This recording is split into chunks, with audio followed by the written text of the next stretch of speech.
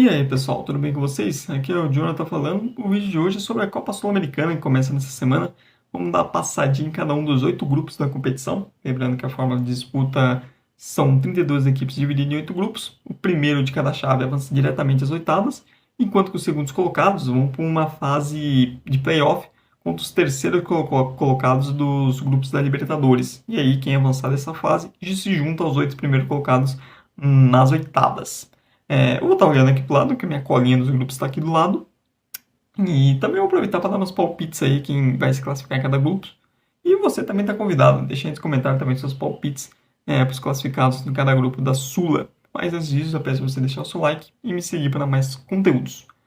Bora lá, começando pelo grupo A, um dos poucos grupos que não tem brasileiros, com Defensa e Justiça da Argentina, equipe que chegou na semifinal e que vem fazendo boas campanhas nos últimos anos.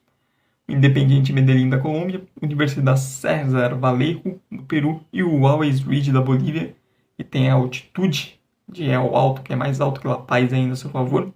Eu acho que nesse grupo aqui, Defensa e Medellín são os favoritos a brigar para essas duas vagas e são meu palpite. Grupo B, o primeiro com o brasileiro, temos o Cruzeiro voltando à competição sul-americana depois de alguns anos, União La Calera do Chile, Universidade Católica do Equador e o Alianza Petroleira da Colômbia. E tanto a Alianza quanto o União Calera não fazem bom início de temporada nas suas ligas, especialmente o Alianza, que está muito mal na Colômbia. São equipes de menor expressão, então isso faz com que tanto a Universidade Católica quanto o Cruzeiro sejam os favoritos nessa chave. Eu acho que o Cruzeiro passa em primeiro, com a Universidade em segundo. Mas é um bom grupo, o Cruzeiro que está voltando, competições, pegar experiência de novo, esse elenco se acostumar a disputar competições sul-americanas. Acho que dá um grupo Cruzeiro se classificar sem tantos problemas. O grupo C tem para mim o time mais forte desses 32, o elenco mais estrelado, que é o do Internacional, ao lado do Delfim do Equador, do Belgrano da Argentina e do glorioso Real Tomayapo da Bolívia.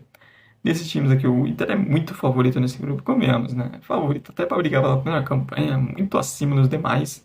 E tem a obrigação de mostrar isso, né, de campo, né? De se impor e se classificar em primeiro, deitando e rolando. Quem sabe até nas últimas rodadas, mesclando o time, botando até reservas. Eu acho que essa briga pela segunda posição vai ficar entre Delfim e Belgrano. Não vejo o glorioso Tomayapo tendo condições de brigar por vaga. A equipe boliviana que nem tem altitude ao seu favor, né? Ainda tem essa. Eu acho que o Belgrano vai ficar em segundos, mas eu prevejo uma briga assim, nível mais baixo ali com o Delfim. Bora pro grupo D, que para mim talvez um dos grandes grupos da competição, que tem o Boca Juniors, o gigante argentino, multicampeão da Libertadores, campeão algumas vezes já da Sul-Americana, ao lado do Fortaleza, equipe brasileira, o Nacional de Potosí da Bolívia e o glorioso Esportivo Trinidense do Paraguai. Um grupo interessante, o Trinidense é para mim mais fraco, equipe que vem da pré-Libertadores. O Nacional de Potosí tem a altitude de Potosí a seu favor, 4.000 metros, e não é pouca coisa. A equipe começou bem no Campeonato Boliviano, e jogando em casa vai fazer jogo duro com qualquer um, e isso pode fazer que a equipe entre na briga por classificação. E aí tem Fortaleza que, putz, no início da temporada Fortaleza é muito ruim, momento péssimo. A equipe vai precisar jogar muito mais se quiser se classificar nesse grupo e quiser brigar pela primeira posição. Tudo bem que o Boca também não empolga nem um pouco. Nos últimos anos o Boca vem devendo em desempenho, apesar de ter chegado na final da última Libertadores. É um time que em questão de desempenho vem devendo há algum tempo. Eu acho que é o favorito a se classificar. Para mim, Boca e Fortaleza vão ser os primeiros. Boca em primeiro, Fortaleza em segundo. Mas o Leão vai precisar jogar mais. Vai ser muito legal ver o Fortaleza na Bombonera. Mas a equipe que eu acho que tem condições de brigar pela essa primeira posição, desde que melhore seu desempenho. Bora pro grupo E, que para mim é talvez um dos grupos mais barbadas dessa competição, porque o Atlético Paranaense enfrenta o Danúbio do Uruguai, o Esportivo Ameliano do Paraguai e o Raio Zuliano da Venezuela.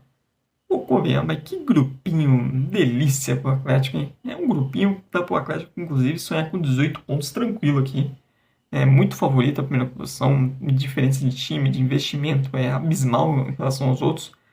E não só isso, mas o Atlético não vai pegar nenhum fator casa assim difícil, né? São 3 times de pouca torcida, então não tem essa questão de pressão pra jogar fora de casa, não vai ter. E são 3 times que também não estão lá vivendo grande fase nos seus campeonatos, então é bem tranquilo pro Atlético, inclusive, brigar pela essa melhor campanha. Para mim é o favorito, inclusive, por ser a melhor campanha da fase de grupos.